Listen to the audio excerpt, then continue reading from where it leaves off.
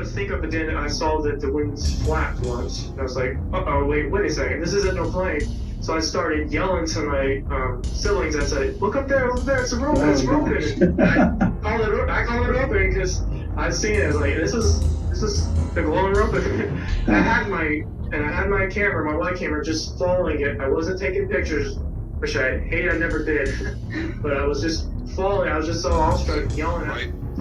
It's the sound of something that I've never heard before. I'm very familiar with all the things. I'm like, I wonder what that is. So I stop, I poke my head back out, only to see what I think for a moment is the biggest blue heron I've ever seen in my life. Wait, wingspan is 8 to 10 feet wide, easily, right? And it isn't until its right wingtip is literally 5 feet from my face that I realized I'm looking at a pterodactyl. But once that wingtip was right in front of my face, it's when I realized it has that what I'm looking at was a creature that had no feathers, right? It was all this gray leathery skin, and more importantly, what I had thought were when a crane flies, sometimes it sticks its legs out behind it, right? What I thought had been its legs sticking straight out behind it was, in fact, a long tail with a flange at the end, sort of a diamond shape. It flew across, but I know that what it was not a bird. It was jet black. The sighting completely shocked me. From the face that I saw and the wings on that second encounter, I knew it had to be a pterosaur. Couldn't have been anything else. I wasn't scared. Like I said, its mouth was closed, but it looked like I didn't see any teeth. Not that it didn't have any. They just weren't protruding out of the mouth or anything. Had I been outside of my truck, had I been walking across the bridge, I would have been scared. I was safe inside my truck, and I could feel it, like as it was struggling to get up in the air and its wings were flapping and beating. I could feel the rush of the air against my truck. It was pushing my truck. That's how big it was. I would say it was as big as a Cessna.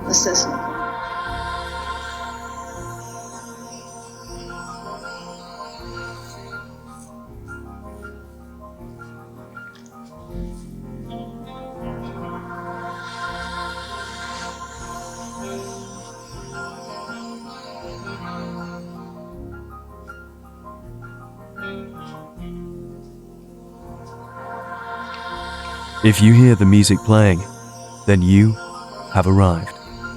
Whether you have a story to tell or an encounter that you cannot explain, you've come to the right network. This is the Ropen Radio Network. And here is your host, Jacob S. Guerra. Thank you, Barney Cooper. This is the Ropen Radio Network, coming at you from the state capital, Oregon State, Salem, Oregon, the heart of the capital. Welcome everybody to a new year, the year 2021. I'm excited what the new year will bring. There's already a lot of things on the docket or the agenda, and more creature features are to come. And I did have a lot of fun putting together the last two. It's just that they're very time consuming, but I really hope that we're going to go into uncharted land real soon with those. They are very complicated. They're a lot of fun to make. But we have to take our time with it because there's a lot of things that go involved in it. It's difficult finding actors. I don't understand why people don't want to act. But I'm glad to have the actors I once did. Joining me today, I have Anthony Brandt. Do you want to say hi, Anthony? Hello. Hello, Anthony. Welcome. He's helping me out today, and he's actually getting some hands-on work with some of the equipment we have here. We're still not able to go into the facility due to COVID, but hopefully that subsides here soon by the month of March. So far, he's my technical hand for today. I'm excited to have him. Good job, Anthony. Anthony, you still working on your gaming? Are you working on that channel of yours? As of right now, too busy with school. Okay. Well, you know what? That's not a bad thing. He's got to get with his study, so I'm sure he's going to be in good shape here towards the end of the next quarter? Because we just finished one quarter, didn't we, Anthony? Almost? No, I think this is the last week. Okay, it's the last week for this quarter. He's going to have to get his grades up. But he's doing okay. He's working on homework, and he's moving along just fine. Yeah. All right. So, I know a lot of people are ticked at the last election we had not long ago. Listen, if you are really, really upset due to the election, I know a lot of people are. I think the biggest deal here is we just want to make sure our vote counted. I sympathize with all that, okay? Now, some of you would say, well, they did count because they did, went through the Supreme Court to find out all this information, okay? Look, I know I work in politics right now. I'm helping out in it. I enjoy the process to an extent, okay? But I do enjoy the job that I have at the state capitol. I love working with it. I just want to make sure that everybody's vote was counted. That's the most important to me. It doesn't matter who you voted for. Well, yeah, but it does matter who you voted for. But to be fair, Wow. okay, look, it doesn't matter who you vote for as long as you have a voice and you get out there and vote. That's important. You have to have a voice, all right? But I think it's important that everybody's vote was counted, all right? So I hope that is the case. And if you're upset, the best thing you can do right now is just pray for your president, all right? Hey, when two or more people gather, there shall he be, all right? So don't overlook that. Pray for your leaders because you never know. They could change their mind, right? Yeah, we hope so. we shall see. Time will tell, okay? Who are we at the Ropen Radio Network, also known as the Cryptozoology Network? Well, we believe that creation began with Adam. We believe in the God, the Father, the Son, and the Holy Spirit. Okay? Father, Son, and the Holy Spirit. All creation began with Adam. So if you're thinking about creation before Adam, no. The Bible's very clear. Everything began with Adam that involves us. Okay? So those are our fundamentals. We also believe that this world has so much to show that has been unseen so far, but it's starting to surface. We are monster hunters. I used to be involved in parapsychology. Not anymore. I had an experience that actually drove me away from that. That's for another time, another discussion for another time. Mostly dealing with living dinosaurs that are being seen around the world that people today have been witnessing. Does that line up with the Bible? Absolutely. They are in the Bible. Remember, it wasn't until the 1840s. Yeah, 1840s with Sir Richard Owen, who found the first bone of the iguanodon skeleton. He named them dinosaurs, the terrible lizard. Before then, what were they known as? Do you know, Anthony? Dragons. Dragons. They were known as dragons. And in the ancient world, they were known as three categories: the behemoth, leviathan, and the cockatrice, land, sea, and sky. Okay. So that's what we do here. We talk cryptozoology, the hidden animal unknown to science. Science considers this to be a pseudo. We're out to prove that wrong. Okay? Sasquatch, Loch Ness Monster, Ogopogo. Even our network logo, the Ropen. Okay? That's who we are here. I want to share something with you real fast before we bring in our eyewitness account for the year 2021, our first. There was a recent article link that was published that talks about a particular pterosaurian, or pterosaur. This one is more in the form of Archaeopteryx. So it's in basically some sort of pterosaur with feathers. If you're familiar with the Komodo dragon, you'll know that the Komodo dragon has a bite and then he dispels venom from his teeth. Guess what? There are new findings that show the Sinornithosaurus had the same capabilities. The reason I bring this up because I talked about this a year and a half ago in a video about the Ropen of Washington State. What if pterosaurs were poisonous? Personally, I did not know for sure if that was the case, but it's leaning that direction. And this is not coming from a creation site or a creationist. This is coming from the mainstream media. This is coming from scientists, okay, paleontologists. They're discovering this. There is a chance that it may not be completely accurate, but it's a small chance, as a majority of the scientists out there are finding this to be the case. delivering the 1-2 punch. It bites down and expels the venom, taking down the prey. Okay. So, very interesting fact, very illuminating for trying to get more details on pterosaurs. Does this mean it applies to all of them? No, it doesn't. Not yet. We shall see. We already know that they have the ability to be bioluminescent. Okay? Now we're finding out that they have the ability to be poisonous. Fantastic. I love it. I love hearing about new things that they are discovering. So recently, or not too long ago, my wife had a chance to go to North Carolina and be a part of something called Be Amazing, where she had modeled for an agency. I'm really proud of her for doing that. I had a chance to go with her. I did not go. I should have gone. Why? At this time, pterosaur sightings were on the rise in North Carolina. Could have been there for that.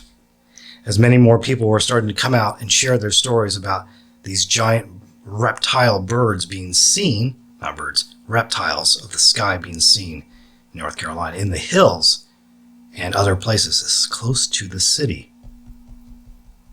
One such account comes from my new eyewitness.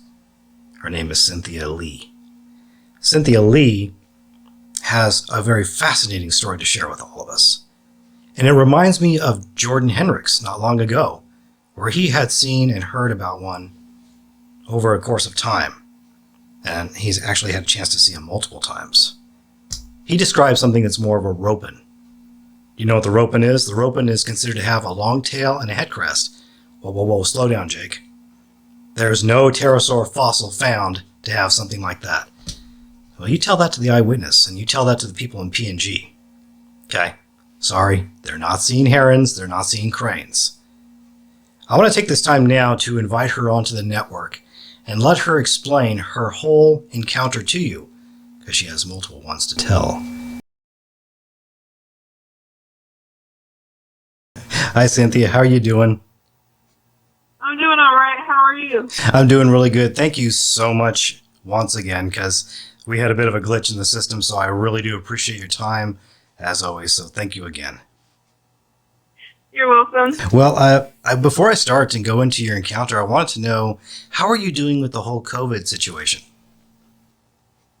Well, thankfully, I've still been able to work. At work, we wear a mask.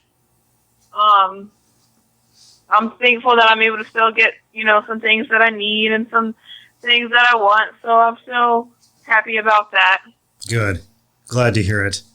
And then you mentioned that you were a veterinarian technician. Did I say that correctly? Yes, that's correct. Okay. Can you tell me a little bit about that? I know that the audience would love to hear that. So I'm a registered veterinary technician, so I work at a emergency hospital. We also see daytime appointments as well. We primarily only see dogs and cats.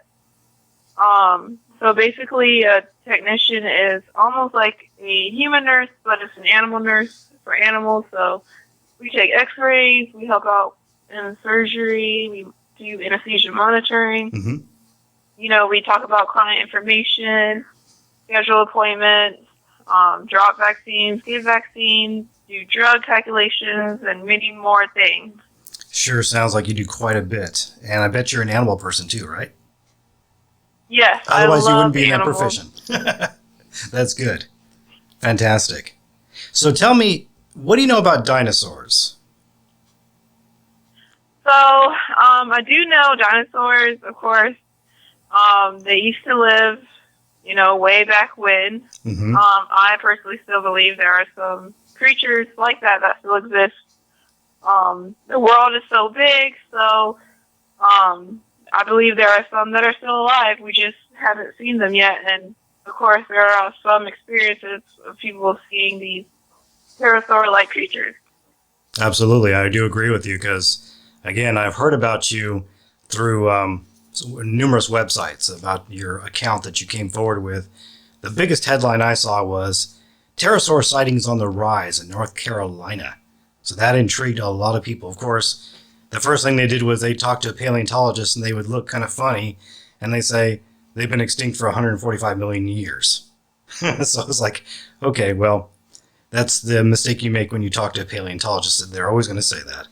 But I really am grateful to have your voice come through and be able to talk more about this, because there's lots and lots of people out there, especially in North Carolina. Got a chance to talk to a gentleman not long ago who has seen them many, many times, but he's also recorded the sound of one, but it turned out it was actually a fox. Tell me about a little bit about Raleigh, North Carolina, where you live. Tell me about, is there mountains, is there creeks, is there rivers, something like that? Well, currently Raleigh is known as the city of oaks, so we have a lot of oak trees. We have, buildings, of course, downtown and, buildings across the city, but there are still a lot of trees here. There are a lot of parks here, a lot of greenway trails that you can go on. We have multiple lakes and ponds in this area as well. We also have a lot of pine trees as well. Okay. And I guess Raleigh is known to be in the Piedmont area of the state. The more west you go, you're going to go towards the mountains, and then the more east you go up here, you're going to start heading over into the country area, so like the coastal plain.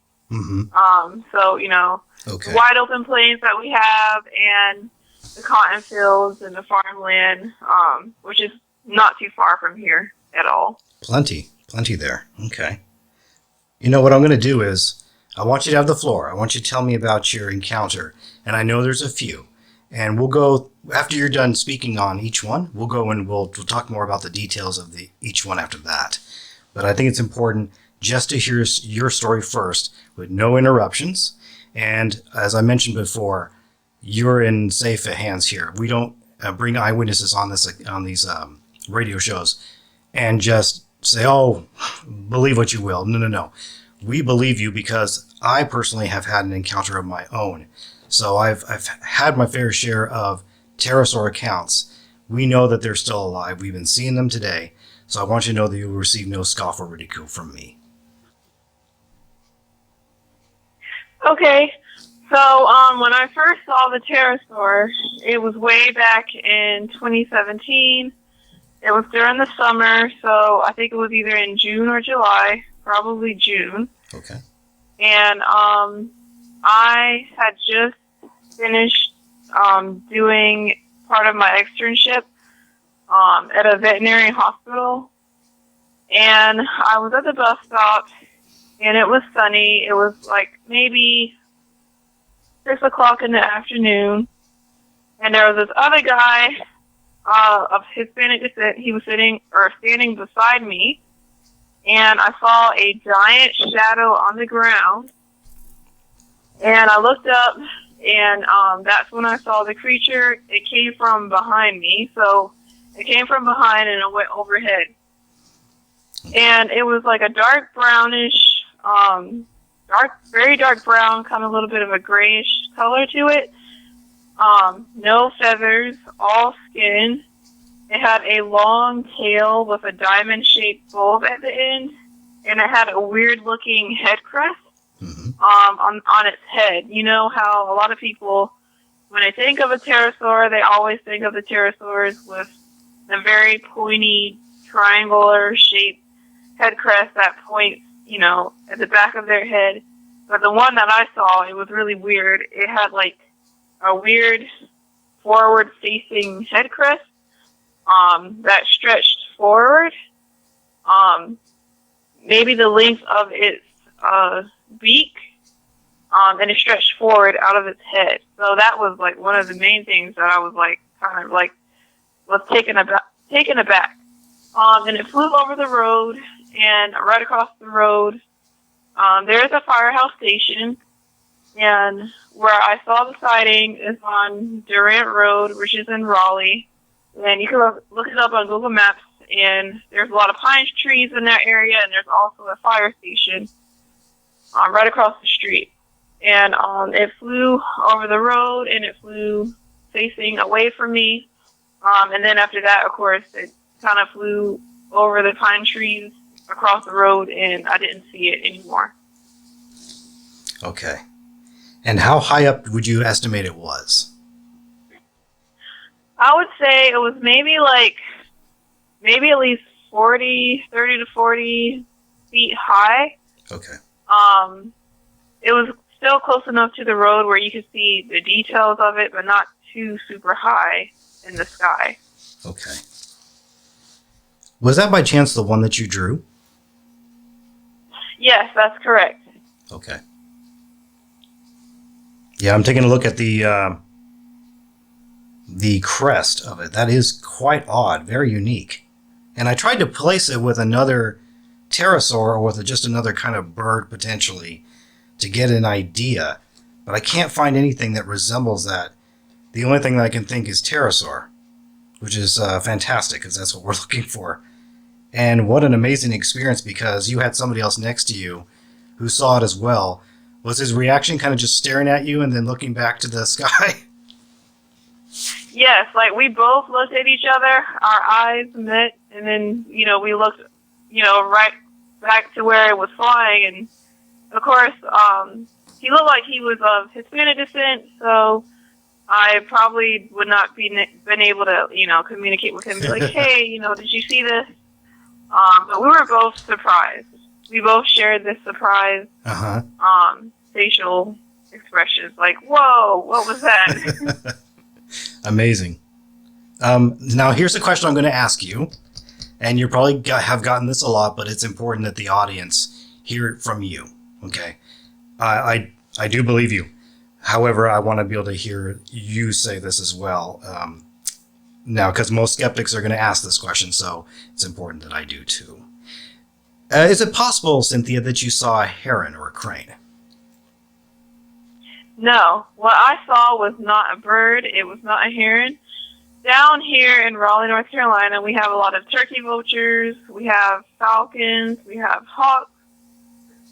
We also have owls down here, and ducks, and we also have Canadian geese down here as well. What I saw was not a bird at all. A heron or a crane, usually those live by bodies of water. Where I was located, there is no nearby pond at all. Also, cranes and herons, they usually have, they're like white in color most of the time. And then they have those long legs.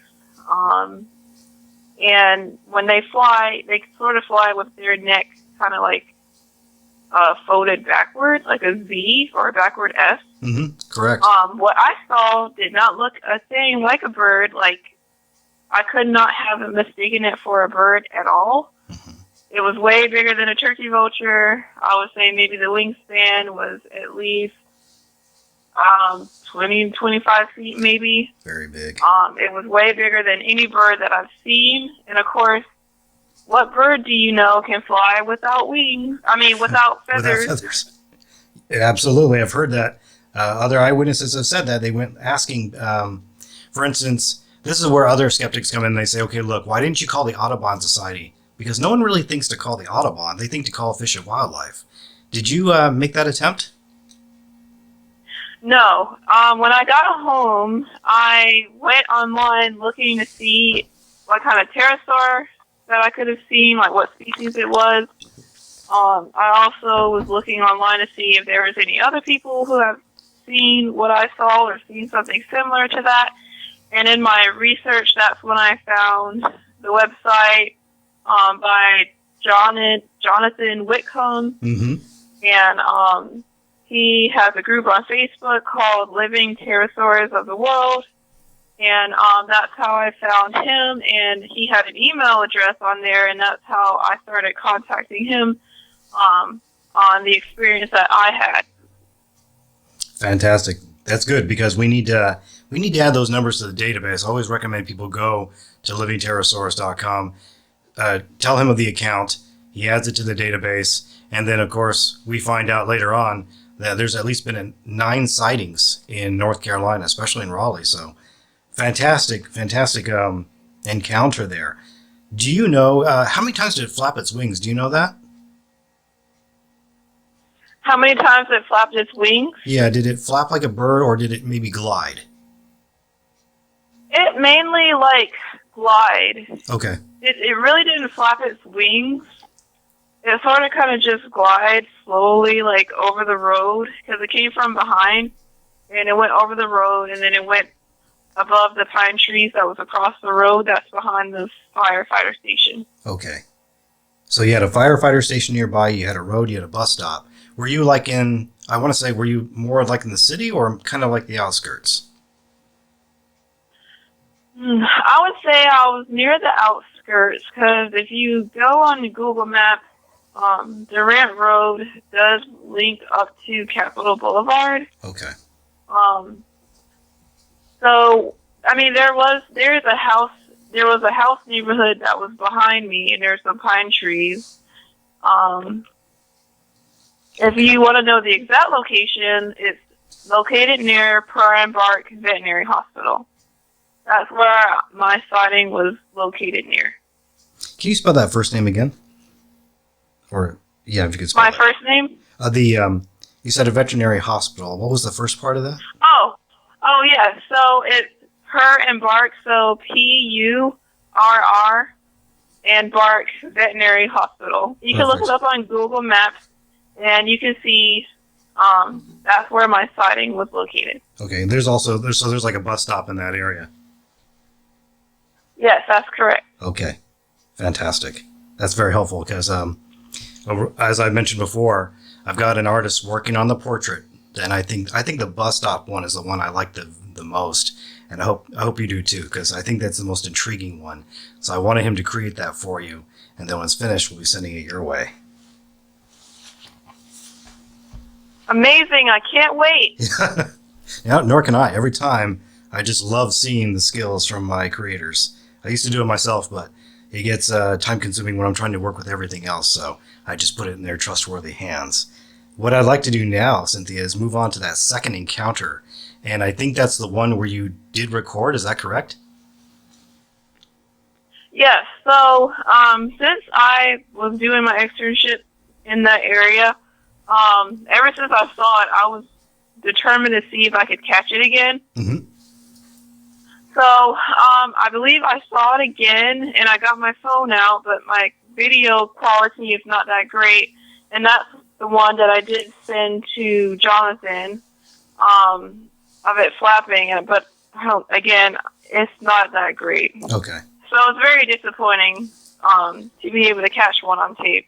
I liked hearing your expression to that one because you were, you're like, oh my gosh, there it is. There's a pterosaur. And you were excited in that, and I love that. Yes. And it wasn't until I got home and I looked at the video, I'm like, this sucks. This is not great. Like, you can't see anything. So it's very frustrating. Yeah, and that's always the case when we're trying to capture something on film. We're not expecting it, and then suddenly it happens. But the great thing about smartphones, you have them close by, but still, from experience, smartphones aren't the best thing to be filming with. You really want to capture the in-depth look of it.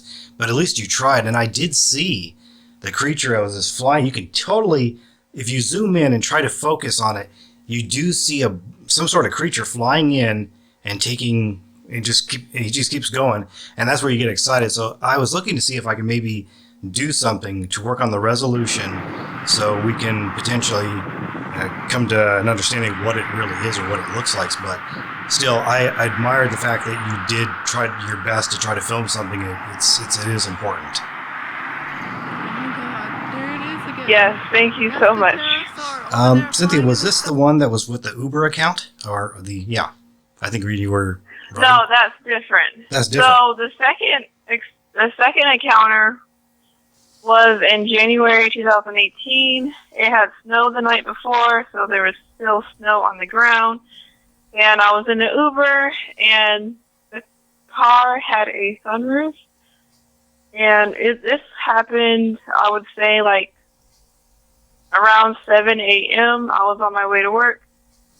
And I was riding along Atlantic Avenue, and that's when I looked up and I saw that very same pterosaur, the same one that I saw the first time with the weird-looking, forward-facing head crest, and it flew over the road. So it came from my left side, and it went overhead, and then it flew from the left to the right.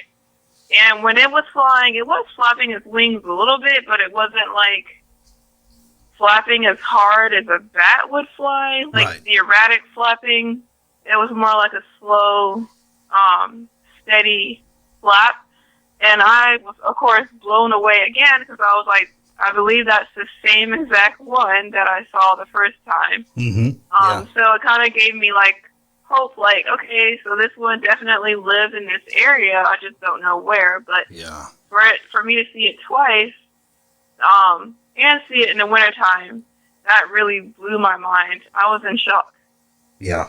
Not many people get that chance, but it has happened. I think you're one of the few, though. What an amazing experience. Yes. It felt like I saw a scene from Jurassic Park both times. Yeah. Yeah. Gosh, I wish I could have been there to see that. You're kind of the celebrity for all the investigators and for the very few, and I do mean very few, who devoted their time and efforts to this one particular creature, the Ropen, the Pterosaur. It's huge for us. It works. We're always excited to hear from someone who has an amazing account to tell. So you're quite special. To us, you're the celebrity and the expert, because the eyewitness knows better than a lot of people. So amazing. And yes, it was. Definitely was. Something that you would remember for the rest of your life. Yeah. Doesn't matter how old you get, you know you're going to remember that. Yeah, you'll take that with you forever, and then you can also share it with family and friends. And I'm guessing that you probably have shared with others, haven't you? So I did share with my uncle. Okay. So another story, a true story. When my mom and my uncle was little, they were playing in the yard at my granddaddy's house, which is also located in Raleigh. And it's also off of Seabrook Road or Sunnybrook Road. Okay. Which is in Raleigh, North Carolina. And it was off of Seabrook Road in Raleigh, North Carolina. And they were outside playing, and they saw a giant one. But the one that they saw did not have a long tail. It had a short tail. Oh. My mom and my uncle said it had the wingspan about as wide as the street. And, of course, they got really scared, and they ran inside to tell their mom, which was my grandma. And, of course, she didn't believe them. So when my mom told me that story, I did believe it. But then to actually experience something similar to that, that's even more mind-boggling. It is. And did they know maybe what they were seeing? Did they call it a pterosaur? Oh, yeah. Yeah, they definitely knew it was like a pterosaur or something related to a pterosaur. It was definitely a dinosaur. Okay. And they were scared. And in front of my granddaddy's house, there is a pond, or I call it like a little swamp. And there's like some trees down there, thick brush, things like that. Okay. So it wouldn't surprise me for one to be in that area. Yeah, and what year did that take place? Do you know? It was like when they were real little, so I would say maybe like the early 1970s. Okay. So they could have very well seen a pteranodon. I think. Yes. From what I... definitely. And I was shocked when my mom told me that story. I believed her. I never doubted her. But then for me to experience something later on in life... Yeah, you could share with her. That is totally amazing. Yeah. Amazing. Yeah, because I think what you encountered leans more towards a ropen. Because the ropens these days have been considered to have long tails and a head crest. But scientists would say there's no such proof of such a creature. We have never found a skeleton like that. But they're going with a preconceived notion that they found all skeletons, which they have not. Because we all know they're very rare and they're fragile. And finding a complete skeleton is very difficult, but they have found some. But we haven't found all the skeletons. So is it a possibility that pterosaurs had long tails, especially pteranodon style, had a long tail and a head crest? I think so. It's just kind of in a way, it could be like a ramfractoid, pteranodon, things like that. So I think it's very, very possible. If they're seeing them in PNG, I don't see why they can't be seeing them in North Carolina. Oh, excellent. Cynthia. Yeah, that's amazing. Yeah, it is. Because and the thing is like anytime that they find a fossil, you know that creature was alive at one point. So, of course, I believe, there are more creatures like that still exist to this day. Makes me wonder about the animals that are left outside, depending where you live. Maybe bring those indoors at night, because if they tend to be nocturnal, but what's fantastic is you saw it during a time where it was winter. There was snow. So, and most people would argue the fact that they're reptiles, they can't handle that. I disagree. As my friend Ken Gentry, who is a cave explorer, he had a chance to witness a snake slithering through the snow, and it was like it was fine. It was not phased whatsoever.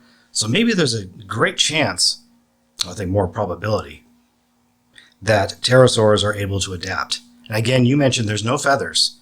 As scientific world is saying that pterosaurs had feathers, they're actually starting to disprove that it may be due to decaying skin, not that they had feathers. That's something I can look into later on.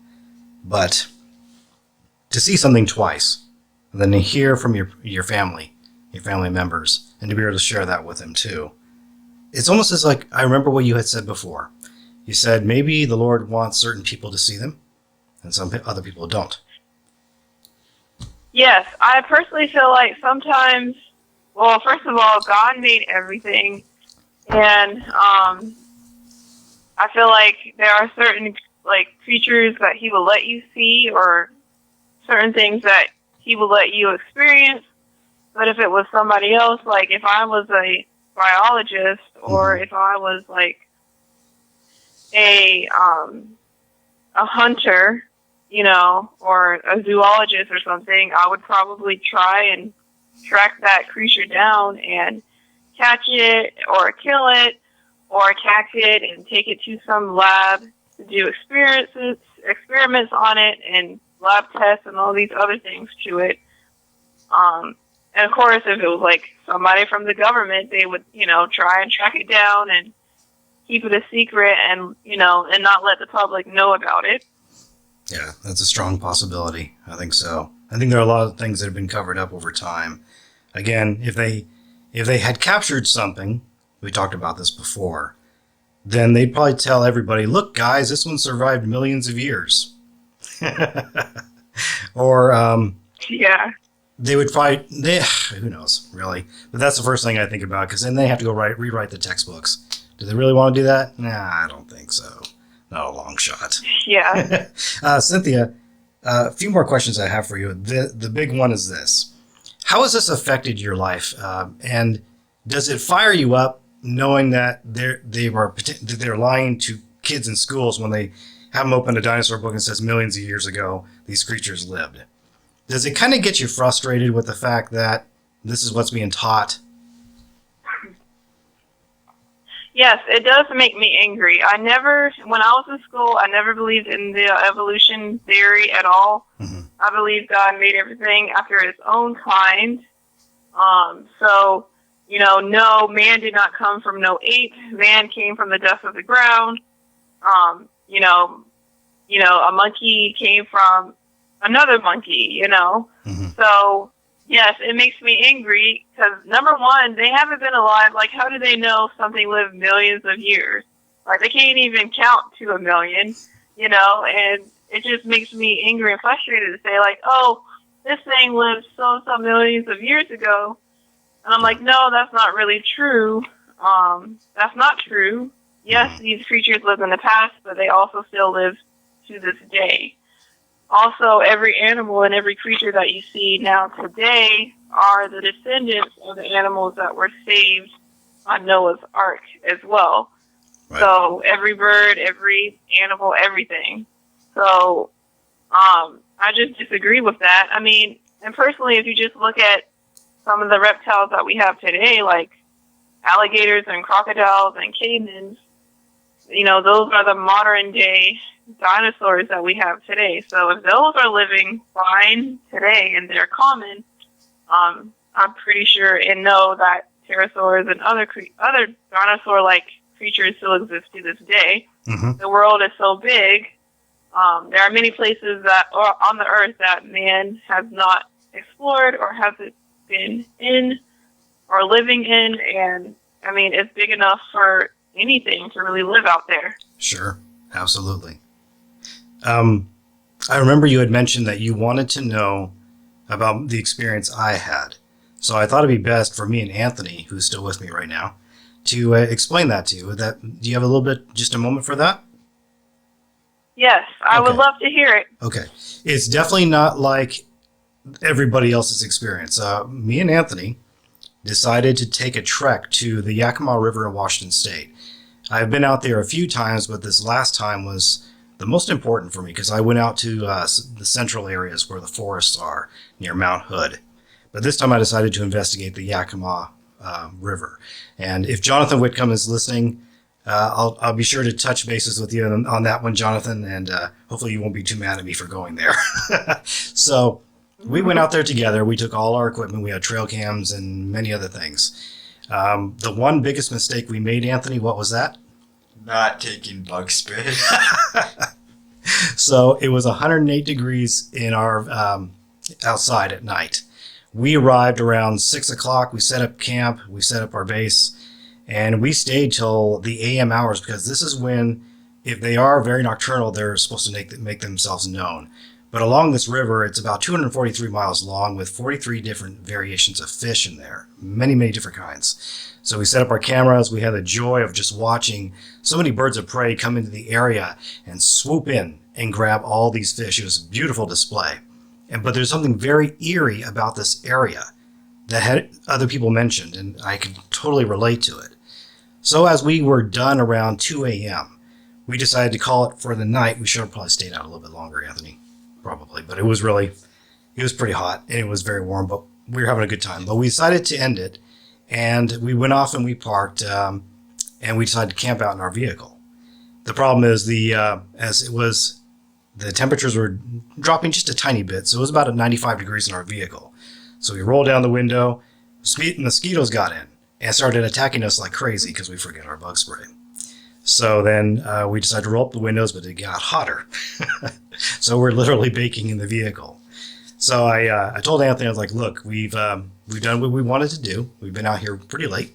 So what do you say we just go ahead and drive on back? By the way, I don't recommend doing that with a 4.5 hour drive. Very dangerous and can easily fall asleep on the road. As Anthony, you probably know that best, don't you? Because I think you... I was in the back seat, okay? So it was fine for me to fall asleep. Yeah, he was asleep in the back seat. So we came out of Benton County and we arrived through Weber Canyon. And when you're looking up this area and you see all these hills, it's pretty amazing. Kind of reminds me a little of Montana, but this area is very lonely. So we're driving through here at around 2:20 some a.m. I want to say about 2:23 a.m.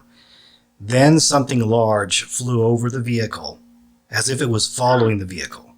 I had my moonroof open because it was so warm. And I felt this big rush of wind come over the vehicle. Then I looked up and I saw a black object, but I couldn't make out an outline. It was just some sort of black form that went right above, but the sound that it made the hair on my arms stand up and the hair on the back of my neck rise. So it was quite chilling, but you want me to do that? You want me to make that sound? Should we do that for Cynthia? Yes, Okay. I would love to hear it. Okay, well, I didn't record the sound, but I can give you an idea of what it sounded like. So as it passed by, this is the sound that reverberated from it. It was like this. So I know that was kind of silly, but that was the sound it made. And it was just enough to really shake your core and scare the heck out of you. That's what it did to me. And when I came back and I spoke to a few other individuals, they said, that was it. You heard a pterosaur. We've heard those sounds before, and we believe them to be pterosaurs because what kind of creature is out that late at night? Usually you have nocturnal bats, you have owls, things like that. they don't make those noises.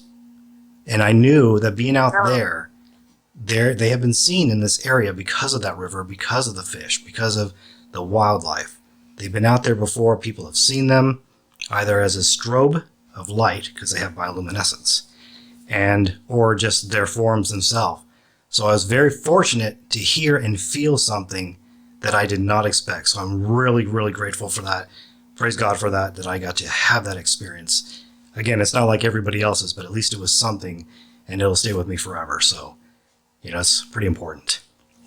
I was asleep, so I can tell you how accurate the sound he made was compared to... Right, he was asleep. He was asleep in the back. I was the only one. But for me, there's no reason to lie about this. I don't make things up for attention. I am very... No. I come out and I speak my mind, and I'll say what is fact if I know it to be true.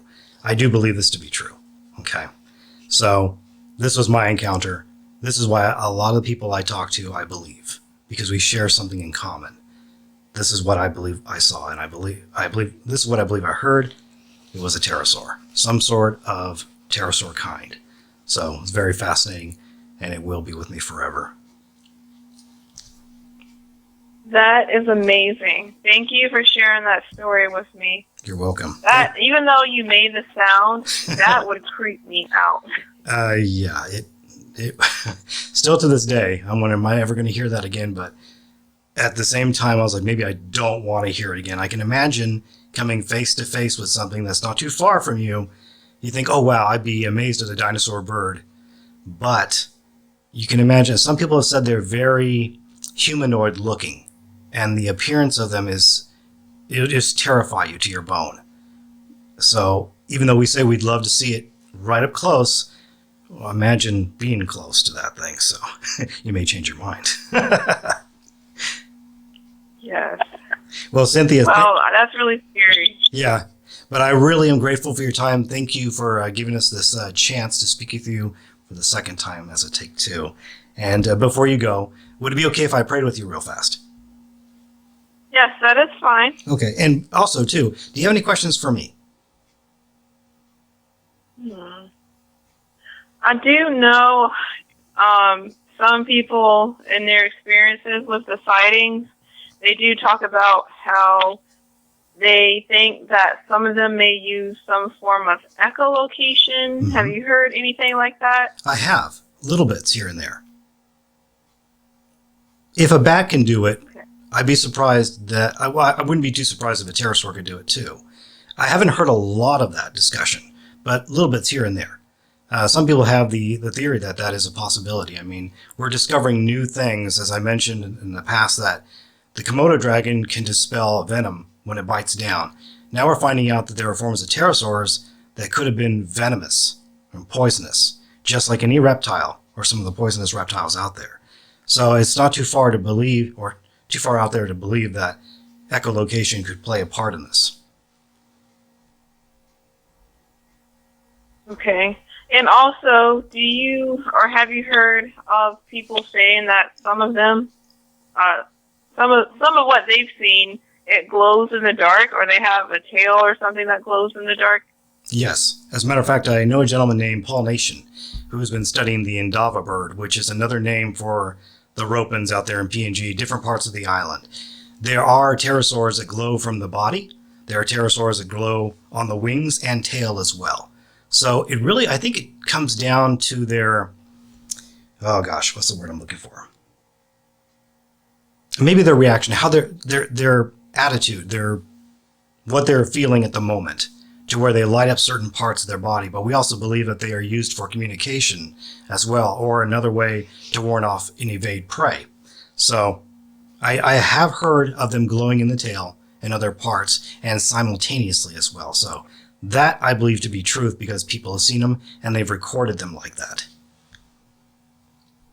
Wow, that's so cool. Yeah, it is. It's extremely fascinating. Jonathan knows about that too, as well as Rex Yappy and Garth Gassman. Those are my fellow colleagues who have been there and done more than I ever have, and I'm really grateful to know them. Wow. Yes, I have seen some of their posts, in the Facebook group on what they've been finding. So it's very interesting to me. Yeah, it is. To know that, because it also reminds me of stories that people would say back then, about dragons and glowing, them glowing and fire and things like that. And it just makes me wonder, like, what they were really seeing, were they really just pterosaurs? Mm-hmm. And of course, they twisted the stories to make it sound like a scary dragon, Yeah. Well, it's interesting because the Bible mentions them many times, especially the pterosaur.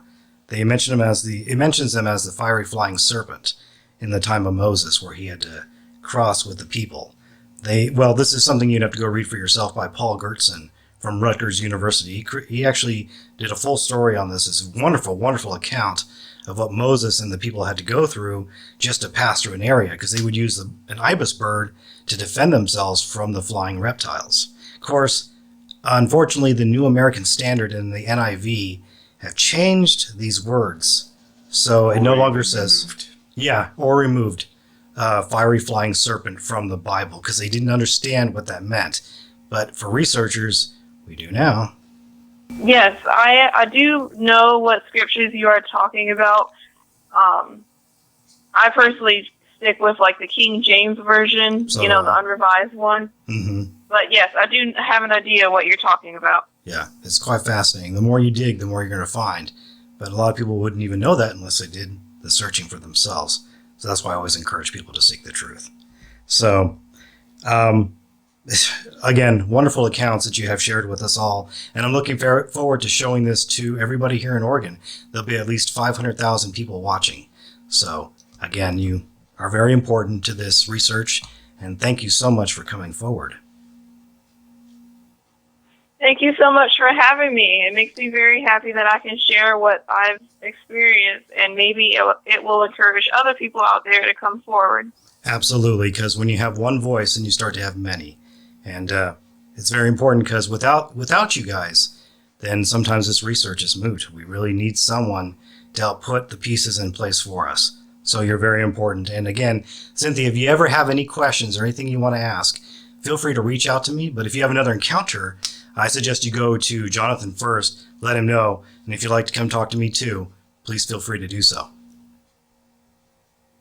I definitely will. I'll keep my eyes open. Please do. Yeah, you never know when you're going to see something. So before I go, I just want to pray with you real fast, and we'll let you go for the evening. And again, thank you for your time. Heavenly Father, just want to pray for Cynthia that you will take good care of her, that she won't receive any ridicule in her life, Lord, for coming forward and talking about your creatures that you have made. After all, Lord, we believe that you deserve the full credit for your creation. We ask that you take good care of her and keep her in safe hands, in the care of you, Lord. In your name we pray. Amen. Amen. Cynthia, it was a pleasure. And again, feel free to reach out to me anytime, and we will talk to you soon. Thank you so much for having me. It was a pleasure talking with y'all, and I hope y'all have a great afternoon. You too. Thank you so much. Bye-bye now.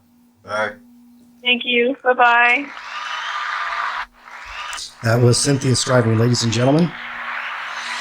And again, what a great encounter to hear about. Did my clapper not work? I wanted to have an audience clap for her. She deserved that. You're not hearing it? Are you hearing it? You're not hearing the audience? No, I'm not. Are you? Yeah. Okay, maybe we're doing something right. Okay, so we got some new equipment here, because we are not allowed to go into the facility just yet. That's under construction, and also due to COVID, it's kind of changed the way we do things at CC Media. So at least I got all my equipment here at home, so I'm really grateful for that. It's true. I believe God should get the glory for His creation. People are, I know there's people out there who are evolutionists who don't believe in God. I know they're atheists. Look, I'm not going to slam you for that, but I would ask that you keep an open mind about the things you hear. And it's important that we treat people with respect. Okay, this is an individual who decided to give her time and come forward and share her testimony of what she's been seeing. So it's important we at least hear from the eyewitness. Okay, because they're the ones who saw it. They were there. We weren't. Okay, they're what makes this whole thing go around. All right. Lastly, before I end here, amazing encounter. I can't get over this. It's really cool.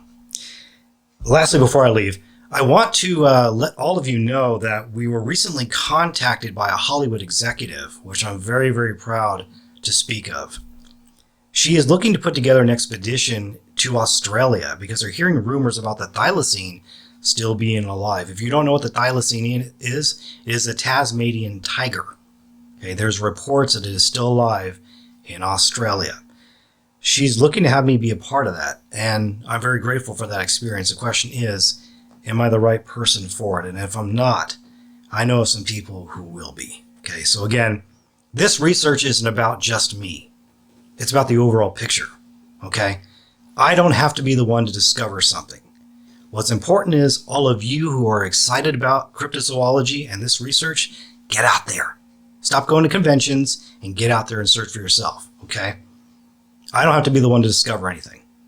Okay, if you find it and I don't, I'm going to give you the applause that you deserve, all right? This is not a pseudoscience. We're out to prove it's not. This is the real deal.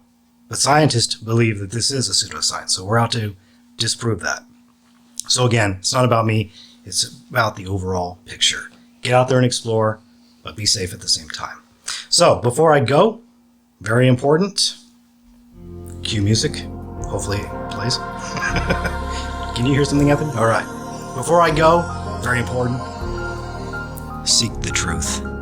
Keep your eyes on the sky, and God bless every one of you on the other side of the screen. I will see you next time.